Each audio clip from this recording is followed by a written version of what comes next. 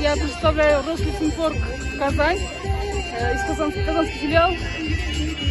На лыжах занимаюсь, бегаю давно, с детства. Пришла то ли 6-я, то ли 7-я. Инициативу проявляю сама.